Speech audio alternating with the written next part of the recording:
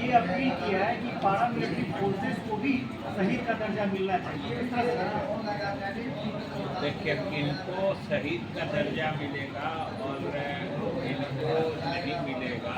इनको किस गतिविधि में इनकी मौत हुई और उसके हिसाब से जो अनुमान्य घोषणा होती है वो सब का तरीका, वो सब बात एकदम क्रमवार जो करते हैं स्ट्रक्चर्ड तरीके से निर्धारित।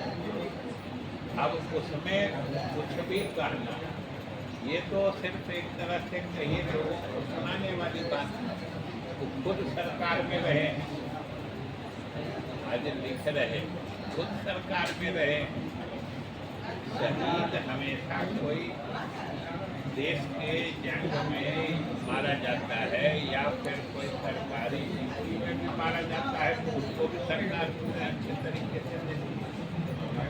इसलिए इनकी मृत्यु, इस जवान की मृत्यु, चाहे सेना का जवान हो, पुलिस का जवान हो या अर्धसैनिक बल का जवान हो, उसकी मृत्यु कहाँ पर हुई है, किस सिलसिले में हुई है, उसके हिसाब से उसको जो सुविधा या जो उनको चाहे अनुकंपा के आधार पर नौकरी की बात है या सहायता राशि की बात है, सब वो श्रेणीवार निर्धारित। इसलिए इसमें कुछ कहने का या तो कोई मतलब नहीं है, तो लोग एक आम लोगों को सुनाने।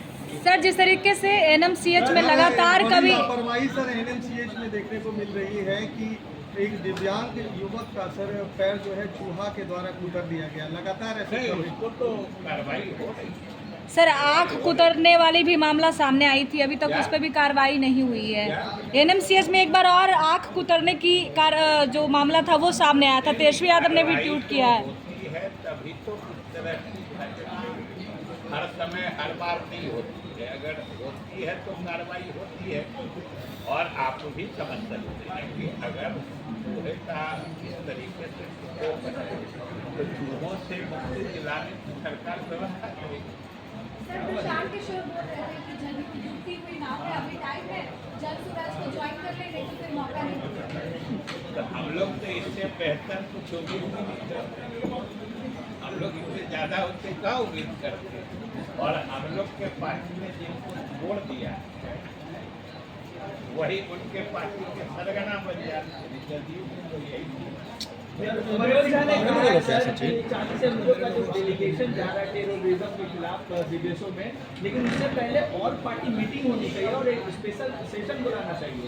कितनी अहमियत और पार्टी मीटिंग तो ऑपरेशन सरकार को क्या, इसमें अनावश्यक सुझाव देने का क्या फायदा है। सरकार ने तो और पार्टी मीटिंग की और सबों ने समर्थन किया है।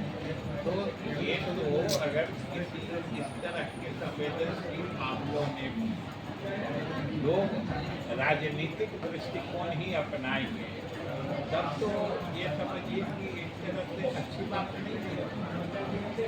और पार्टी मीटिंग भी हुई थी, सर्वदलीय प्रतिनिधिमंडल भी जा रहा है, तो कोई ऐतराज की बात तो हो रही है। और कोई भी किस बात की आशंका हो, ये बताइए, उनको किस चीज की आशंका है। इसी को लेकर राहुल गांधी ने भी ट्वीट किया, कह रहे हैं कि जो हमारी क्षति हुई है वो भी तो हमें पता चलना चाहिए, इसीलिए स्पेशल सेशन आना चाहिए। नहीं तो इसमें क्षति हुई है, क्या सेशन तो होगा ही। किसी ने कहा है कि अब कोई सेशन भी हो, सेशन तो होगा ही। जब भी सेशन होगा, जो भी मुद्दा होगा इस पर सरकार बात करने को तैयार है।